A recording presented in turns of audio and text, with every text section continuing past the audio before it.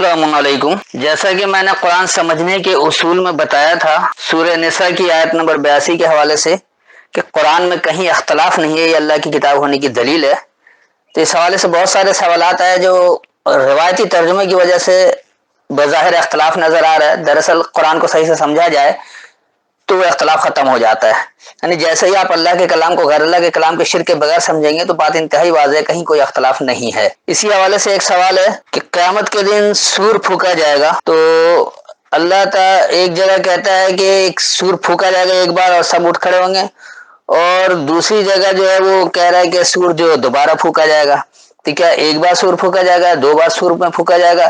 یہ کیا ہے؟ یہ بڑا اختلاف ہے۔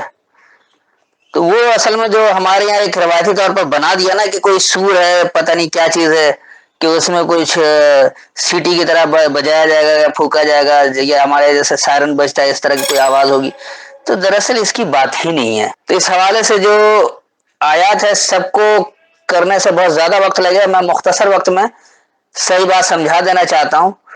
تو اس کے لیے میں صرف 5 جگہ سے آیت لوں گا کہ جہاں ایک بار سور پھونکنے کا کہا جا رہا ہے، اور 3 آیتوں میں اور 2 آیتوں میں جو وہ 2 جگہ سور پھونکنے کی بات آ رہی ہے، تو ان سب کو ایک ایک کر کے واضح کر دیتے ہیں۔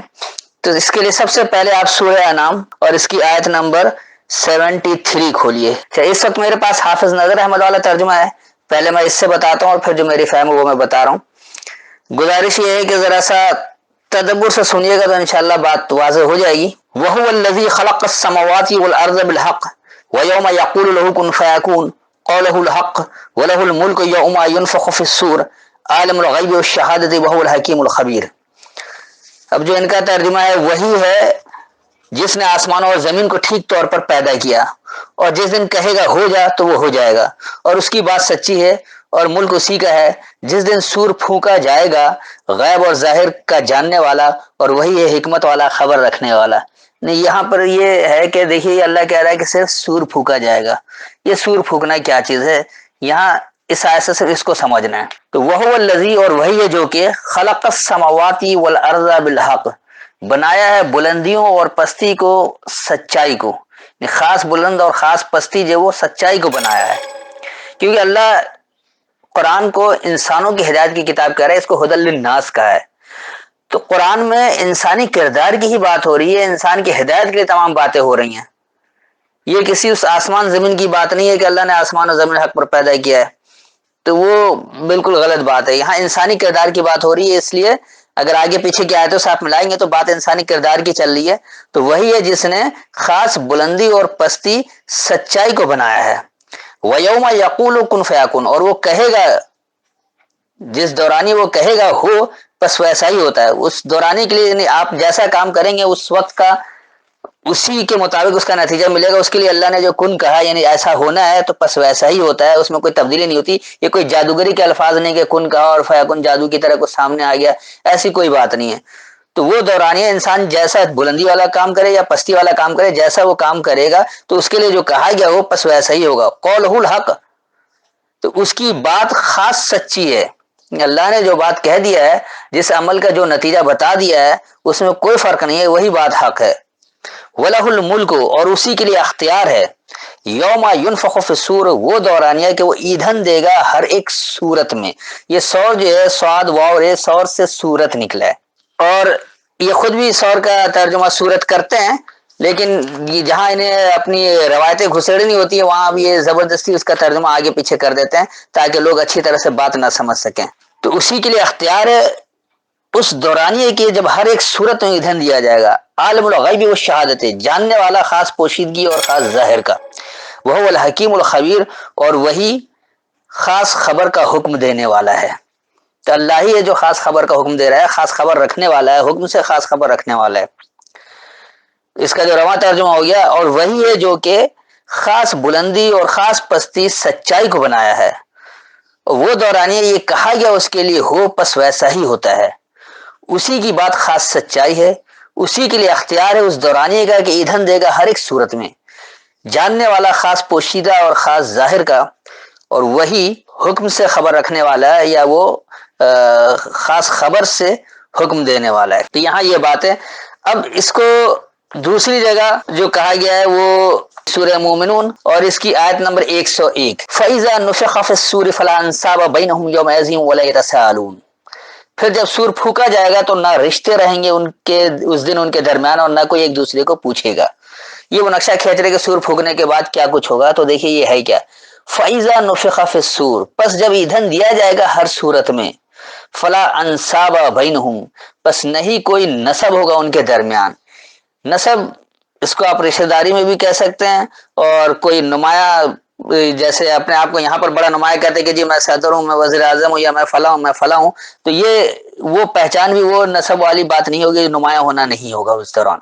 यौम यज़िन, और वो दौरानिया, वला यतसाअलून, ना वो बाहम एक दूसरे से सवाल करेंगे। तो सीधी सी बात है, जब हर सूरत में ईंधन दिया जाएगा, क़यामत के दिन अल्लाह हिसाब किताब करेगा, तो वहां पर जो है वो कोई भी ना रिश्तेदारी होगी, ना उसकी कोई नुमाया पोजीशन, उसकी हैसियत को वाज़ेह किया जाएगा, और ना वो बाहम एक दूसरे से वहां पर सवाल करेंगे। और इसी के लिए फिर तीसरी जगह का है सूरह अल-हाक़्क़ा, सूरह नंबर 69, और इसकी है आयत नंबर 13, फ़ैज़ा नुफ़िख़ फ़िस्सूरि नफ़क़तुन वाहिदा, पस जब फूकी जाएगी सूर में एक बारगी फूक, यानी पस जब फ़ैज़ा नुफ़िख़ा, पस ईंधन दिया जाएगा जब, फ़िस्सूर हर एक सूरत में, नफ़क़तुन तो ईंधन है, वाहिदा एक बारगी ईंधन देना है।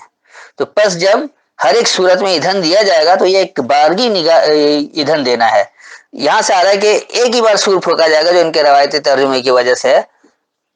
अब आइए इसके अगेंस्ट में जो कह रहे कि देखिए कुरान में अख्तलाफ है, तो इसके लिए कह रहे कि ईंधन कोई, यानी ये सूर फूकना एक बार नहीं बल्कि 2 बार है। तो इसके लिए 2 जगह से लेंगे। पहले सूरह यासीन यानी सूरह नंबर 36, और इसकी आप आयत नंबर 49, 50, 51, 3 आयतों को देख लें, 49 से 51 तक।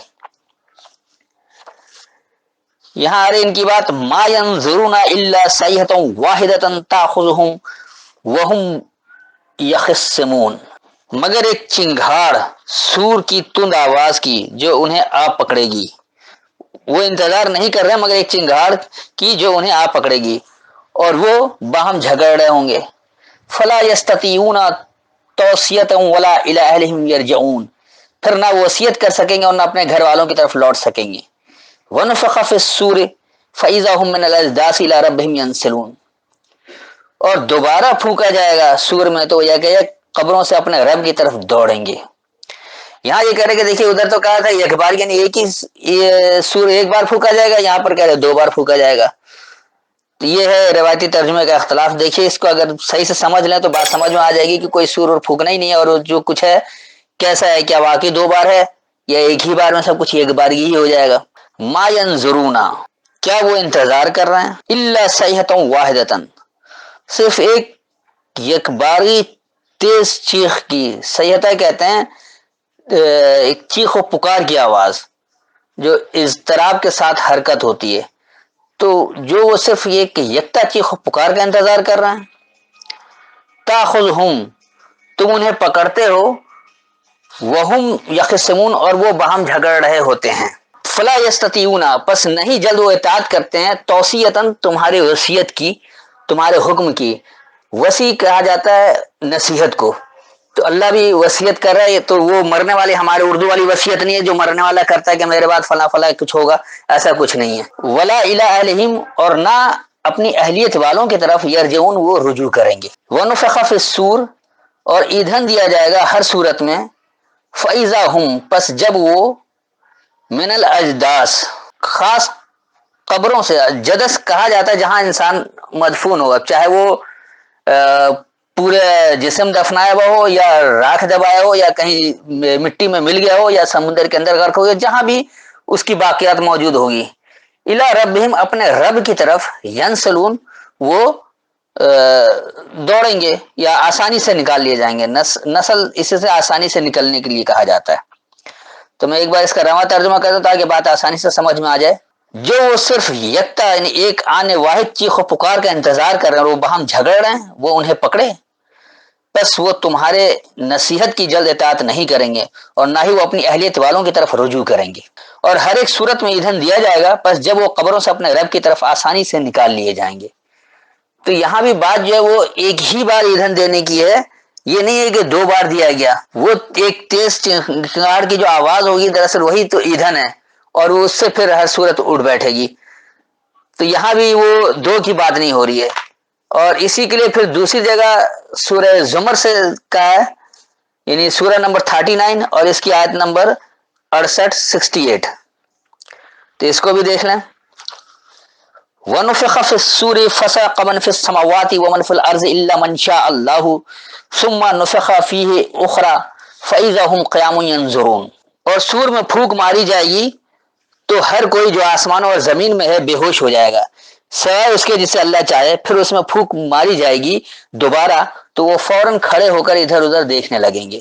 اب یہاں سے بالکل صاف واضح ہے کہ 2 مرتبہ سور پھونکا جائے گا، کیونکہ یہ سور پہلے ایک چیز کو لیتے ہیں، کوئی ایک سور کی طرح جو بنایا ہوا ہے کسی میں پھونک مارنا، تو اس حوالے سے ایسا لگ رہا ہے جیسے واقعی یہ 2 باتیں ہیں۔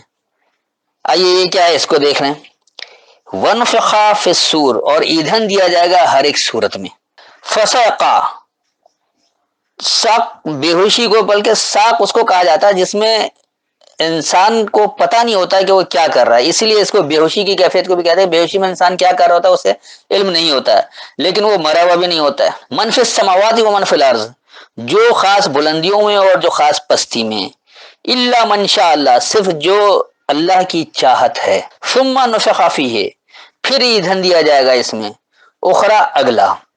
فَإِذَا هُمْ، پس جب وہ قِيَامٌ يَنْظُرُونَ، کھڑے ہیں اور دیکھ رہے ہوں گے۔ نظر کہی جاتا ہے عمل کر کے دیکھنے کو، تو اس کا جو رواں ترجمہ ہو گیا، اور جب ہر ایک صورت میں ایندھن دیا جائے گا، پس جو خاص بلندیوں میں اور خاص پستی میں ہیں ایک بے ہوشی کی کیفیت میں ہوں گے، صرف جو اللہ کی چاہت ہے۔ پھر اس میں اگلا ایندھن دیا جائے گا، پس جب وہ کھڑے دیکھ رہے ہوں گے، یعنی عمل کے بعد نتائج کا انتظار کر رہے ہوں گے۔ ایک وہ جیسی پہلی بار جو ایندھن دیا جائے گا صورت میں، تو وہ جو پہلی کیفیت ہوگی، یعنی کہ دوبارہ ایندھن دیا جائے گا، تو اس ایندھن کے آتے ہی جو سٹارٹ ہوگا تو ایک بے ہوشی کی کیفیت ہوگی، اور پھر اس کے بعد جب وہ ایندھن دیا جائے گا اگلا، تو وہ جس طرح کھڑے ہو جائیں گے اور دیکھ رہے ہوں گے، عمل کے لیے نتائج کے لیے دیکھ رہے ہوں گے۔ تو یہاں پر بھی ایسا کوئی ڈبل کوئی سور پھونکنا نہیں ہے، کچھ اور نہیں ہے، اس کو اچھی طرح سے دیکھیے۔ میرے خیال میں بات واضح ہو گئی ہوگی، پھر بھی اگر کوئی سوال ہو تو بعد میں پوچھ سکتے ہیں۔ تو کہیں ایسا نہیں ہے کہ کہیں ایک بار پھونکا جائے گا سور اور دوسری بار جو وہ 2 مرتبہ پھونکا جائے گا۔ ان باتوں سے ایسا دیکھنا ہے کہ قرآن میں کہیں کوئی اختلاف نہیں ہے، بلکہ اختلاف روایتی مترجم کی وجہ سے ہے۔ تو مترجم کے قصور کو اللہ کے کھاتے میں ڈال کر قرآن کا ہی انکار نہ کر بیٹھیں۔ تو قرآن میں جو لوگ اختلاف دکھا رہے ہیں دراصل وہ قرآن دشمن لوگ ہیں، اور ان کی مکمل خواہش ہے کہ کسی طرح قرآن کو غیر اللہ کی کتاب ثابت کیا جائے، کسی طرح قرآن کو مشکوک بنا دیا جائے، کسی طرح قرآن کو ریب والا بنا دیا جائے، جس میں ایک نفسیاتی الجھن ہے، یعنی اس کے سمجھنے میں نفسیاتی الجھن ہے، یہ اللہ کی کتاب کے بجائے انسانوں کی کتاب بن جائے۔ تو یہ قرآن دشمنوں کی سازش سے آپ لوگ ہوشیار رہیں۔ اللہ ہر ایک سے اس کا حساب کتاب لے گا، اور اسی کے مطابق اس کو اپنے عمل کے مطابق جواب دینا ہے۔ اگر اس اللہ کی کتاب کو بھی آپ شک و شبے میں ڈال دیں اور نفسیاتی الجھن میں پڑ جائیں، تو پھر دنیا میں کون سی ایسی کتاب ہے جس پر کوئی عمل کیا جائے؟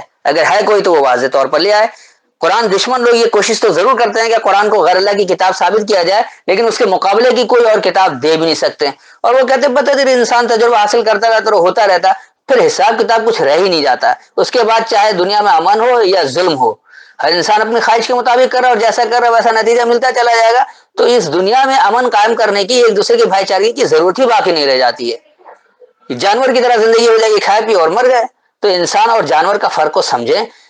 انسان کو اللہ نے بااختیار پیدا کیا، انسان ہی کے لیے حساب کتاب ہے، جانوروں کے لیے نہیں ہے، یا انسان کے لیے اور مخلوقات کے لیے حساب کتاب نہیں ہے۔ تو یہ قرآن بھی انسانوں کی ہدایت کی کتاب ہے، کیونکہ انسان بااختیار ہے اور کوئی مخلوق بااختیار نہیں ہے، اس لیے اس کے لیے کوئی ہدایت کی کتاب بھی نہیں ہے۔ تو لہٰذا انسان اور غیر انسان میں فرق روا رکھیں، حساب کتاب صرف انسان کو دینا ہے، کسی اور کو نہیں۔ تو امید ہے کافی وضاحت ہو گئی ہوگی۔ اب بھی جو لوگ قرآن کا اختلاف ثابت کرتے ہیں، گویا وہ اللہ کی کتاب کو غیر اللہ کی کتاب ثابت کرنے کی کوشش کر رہے ہیں۔ السلام علیکم۔